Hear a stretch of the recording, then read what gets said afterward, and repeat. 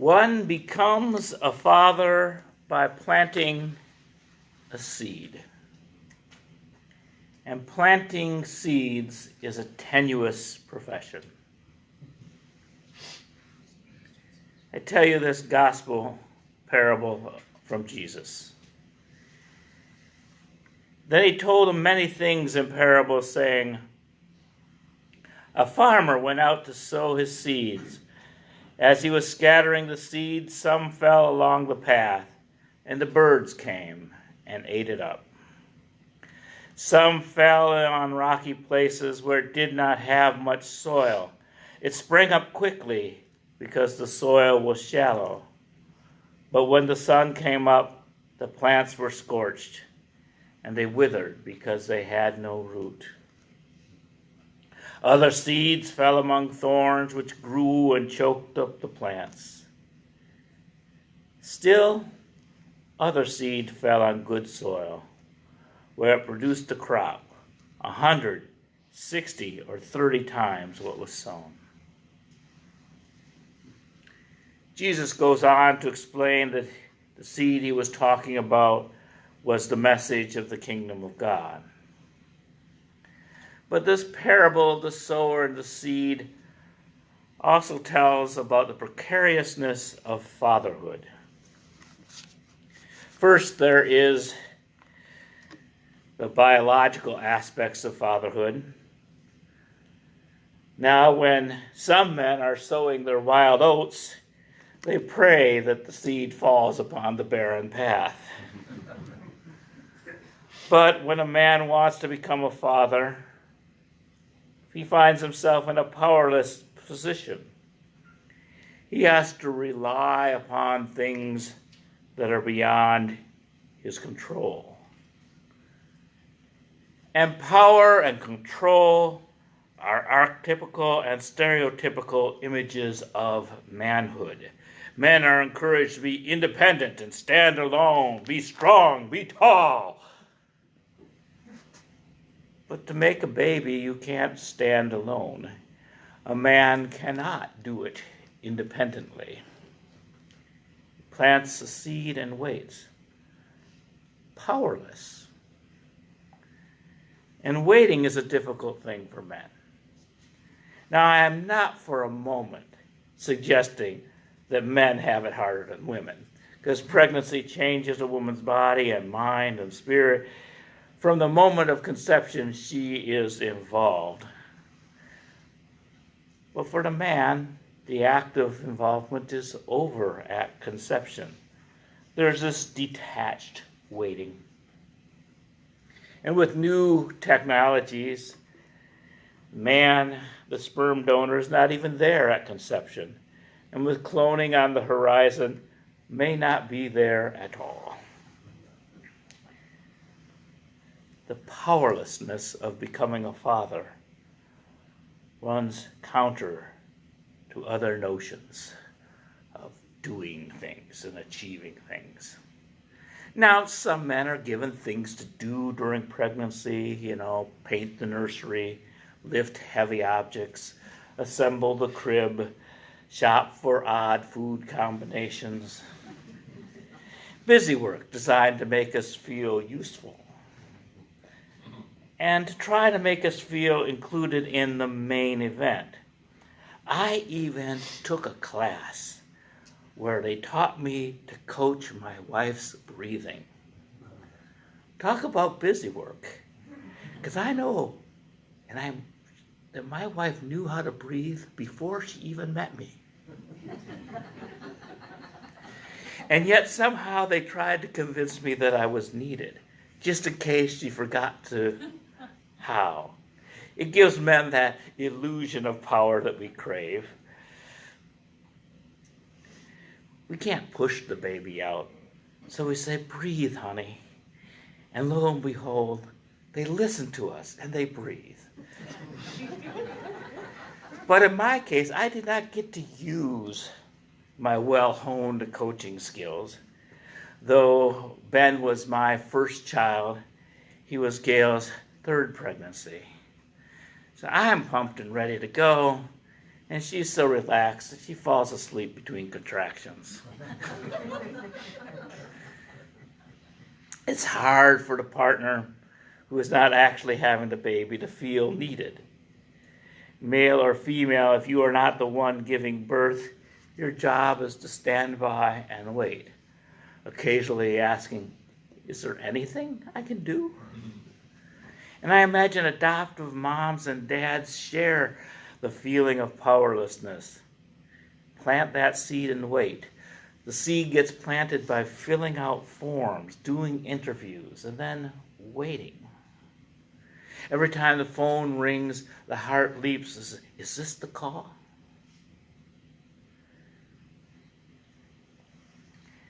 But being a father is more than being male and fertile. It has more to do with wondering. How will this turn out? And this wondering is universal to all humanity, no matter how gender is defined.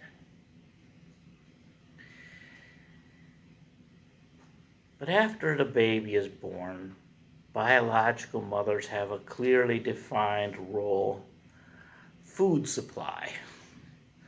The baby needs to be held by mom as a matter of survival. And so the father takes the baby and starts talking to it. Say dada, say dada. And the baby's eyes are rolling to the ceiling. There's daddy planting that seed. The baby won't talk for over a year, but the father's faithfully working towards the future. But fatherhood is not just the original planting of a seed, it's the continual planting of seeds and waiting and hoping that they will turn out. In fact, it's the seeds that are planted after the first one that are the most important. I do believe that not only men are capable of planting these seeds, it's available to everyone.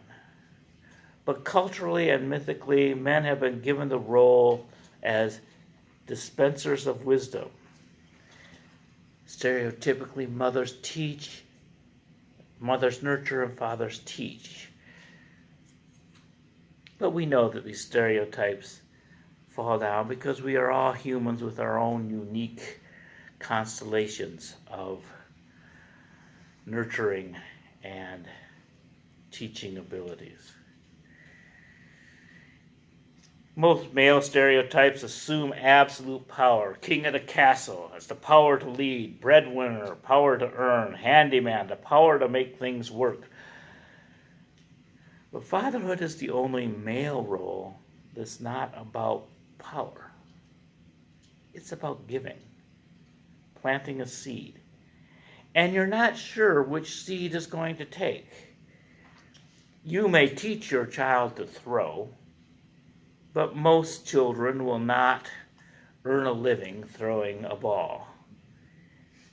You teach family history, knowing that the child will have to build their own future. You put away seed money for college, but they choose what they want to learn. You share the technology you know while being mystified by the technology that they seem to understand intuitively, which you have no clue about. Fatherhood is about giving, planting a wide variety of seeds, not knowing which will fall on hard ground, which will be choked by weeds, and which will take root and grow. Ideally, fathers are present throughout a child's life, but with half of the marriages ending in divorce, many fathers have only weekends to plant those seeds. For some, this focuses the time. The pressure to make memories of weekends can make sure that they focus good seeds. On the other hand, a full-time dad who's there all the time may preoccupy himself with his car and really not pay much attention to his child. And that time that seems so plentiful just kind of drifts away. But whatever our situation, fatherhood is about faith and about preparing to let go. Please listen to this poem, First Lesson, by Philip Booth. Lie back, daughter. Let your head be tipped back into the cup of my hand. Gently I will hold you. Spread your arms wide. Lie out in the stream and look high at the gulls. A dead man's float is face down. You will dive and swim soon enough where this tide water ebbs to the sea. Daughter, believe me, when you tire on the long thrash to your island, lie up, survive. As you float now, where I held you and let go. Remember when fear cramps your heart, what I told you.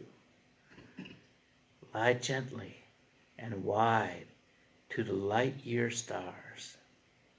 Lie back, and the sea will hold you.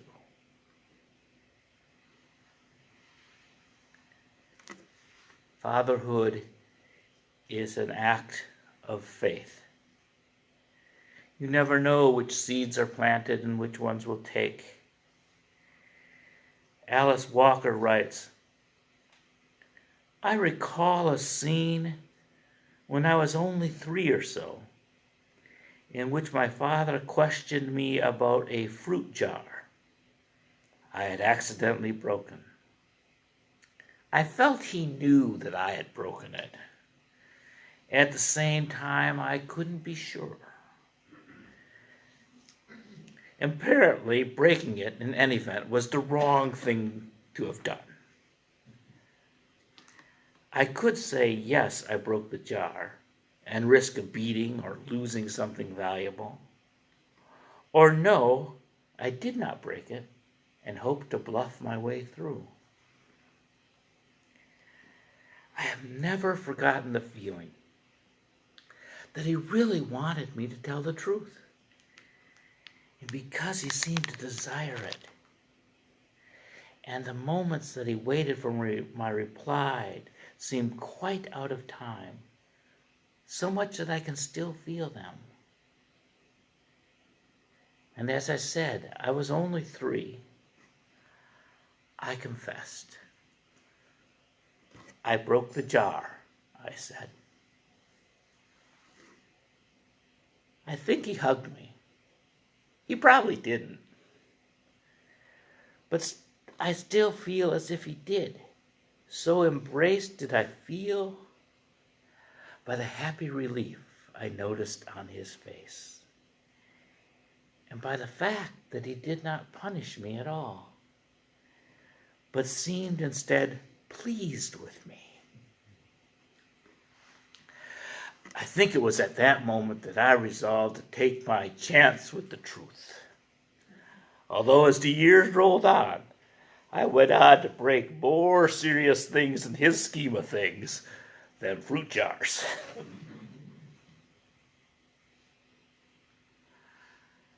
I imagine her father waiting there, hoping that his daughter would tell the truth, but powerless over her answer, hoping that she would learn a lesson.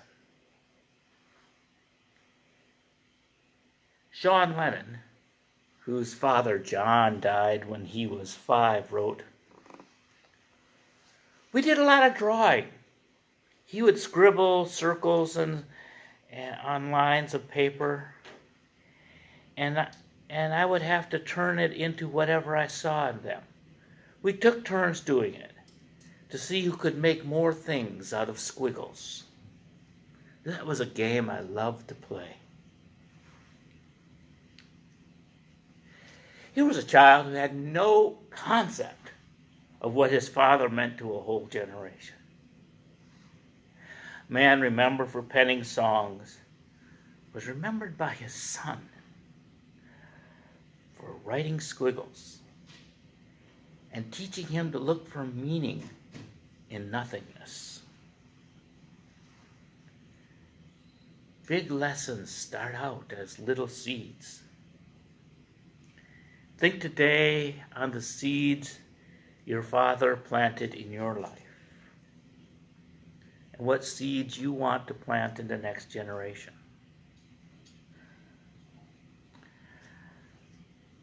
On the website verywellmind.com, Kendra Cherry writes, generativity versus stagnation is the 7th stage of Erik Erikson's developmental system. This stage takes place during the middle adulthood between the approximate ages of 40 and 65. Generativity refers to making your mark on the world, as well as through creating and accomplishing things that make the world a better place. Developing relationships with family, making commitments to other people, mentoring, contributing to the next generation. Stagnation refers to the failure to find a way to contribute. Stagnant individuals may feel disconnected or uninvolved with their community or society as a whole. Some characteristics of stagnation include being self-centered, failing to get involved with others, not taking an interest in productivity, and no efforts to improve oneself, and placing one's concerns above all else.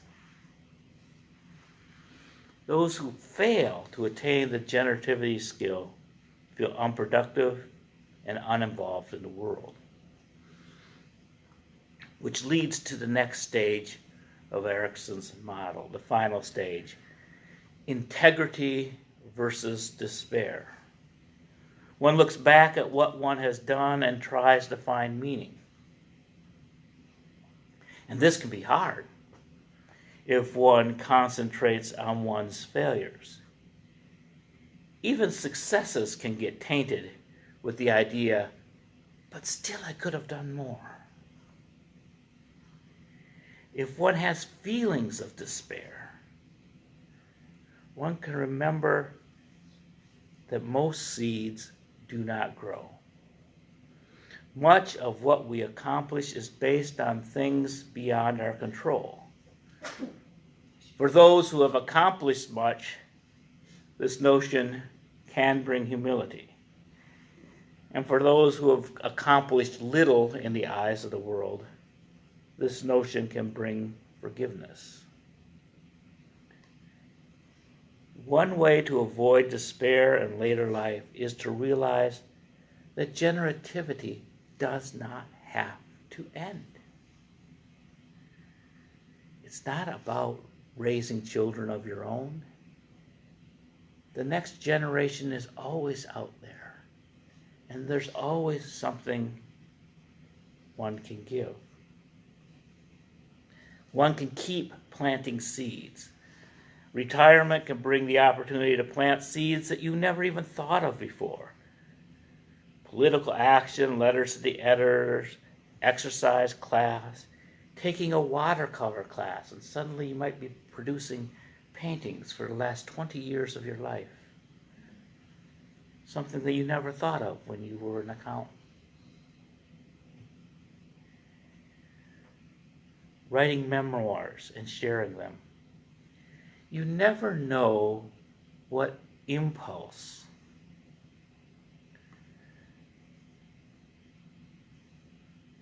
should be shared.